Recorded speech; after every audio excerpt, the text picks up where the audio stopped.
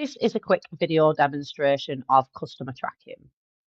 Customer tracking is used to gather your customers' information to track their spending and also collect their details for marketing. So first off, to track a sale, you need to press the customer button on the transaction screen. On the customer search screen here, we've got add, search by. Search by changes your search box here. So at the minute it's on card number. If I wanted to search by first name, I would just press search by and then select first name, and that changes that search box. First off, I'm going to show you how to add a customer.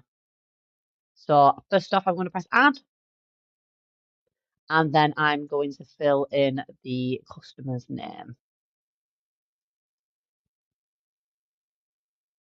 If you were collecting customer details to market to them, you need to train your staff just to collect the details that you need.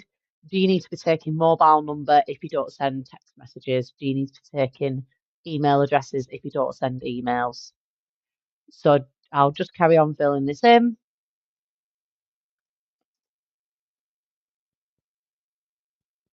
Heard from is automatically filled in by the location. So if you've got multiple branches, if you're in the Preston shop, it'll say heard from Preston.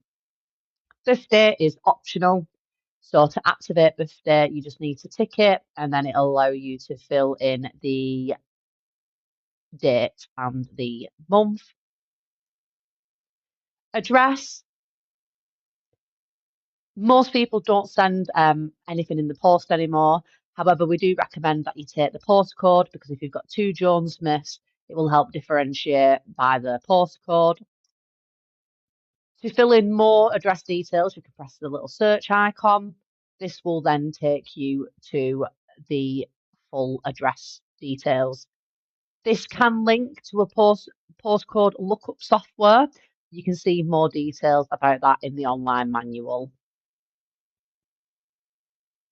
Now we're back to the original screen. So if you are emailing the customer, you need to ask them permission. So are we all right to email you? If they say yes, tick it. Same again for the text marketing. There is more information on our help centre as to why you need to ask this. To save the customer, we just press OK.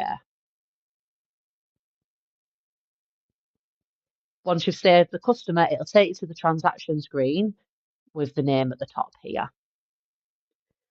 You may want to have customer cards. So to tag a customer card onto the customer, we just select the customer's name at the top.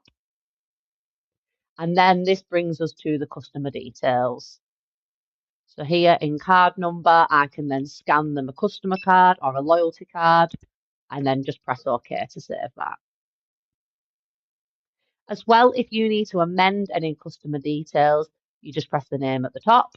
This takes you to the customer details, and then you have the address tab here, so you can change their address details.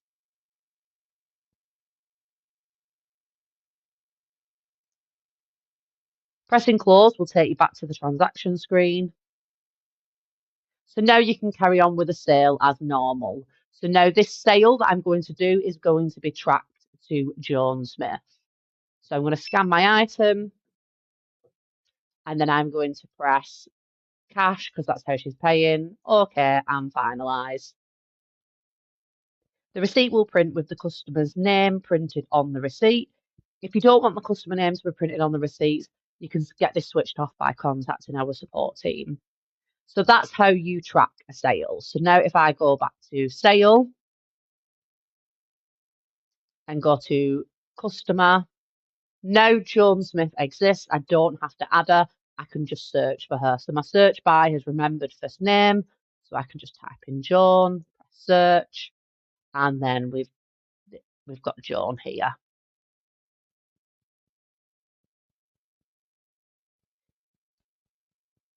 Clicking on her customer name and going to history, I can now see her purchase history on the history tab. Moving on from there, John Smith has come back in to return an item. So if I press refund at the top of the transaction screen and scan the receipt and go through with the refund, I didn't search the customer at first, but from me scanning the receipt, it's brought Joan up. So then I can then process the return against her account and that'll come up on her history.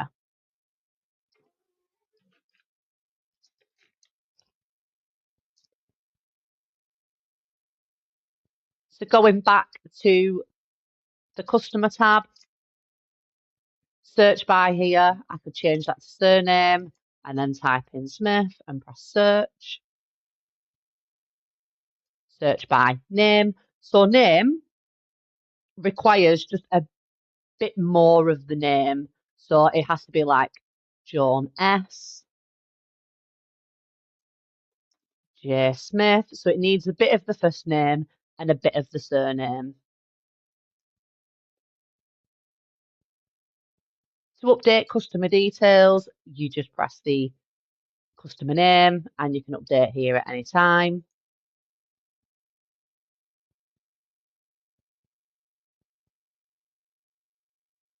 Any vouchers or credit notes that Joan has issued against her customer record will show in history and paper money.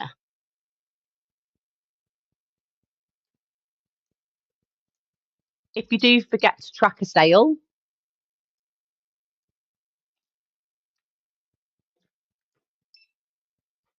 and I press card, okay, finalize, and then it's not been tracked. On this receipt screen here, you can press track, and then it'll give you the customer search. That sale's now been tracked to that customer. Also, on customer tracking, if you now go to email the receipt, if the customer has an email address filled in, it will automatically be populated for you to send that receipt. All the information you collect on the till, you can export from the office side of the system. As well, when you log into the point of sale, the first screen that you see is the transaction screen. However, you can contact our support desk to have it changed where the customer search is prompt before the transaction. So this screen would be before the transaction if you want that prompt for your staff to collect the customer details.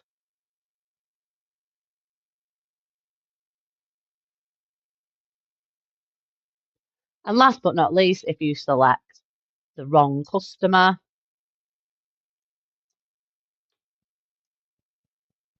selected this customer here, if that's the wrong customer, you just need to press customer and do you want to select another customer and then press yes. That's the basic run through of customer tracking. There are other videos that cover loyalty, layovers and accounts.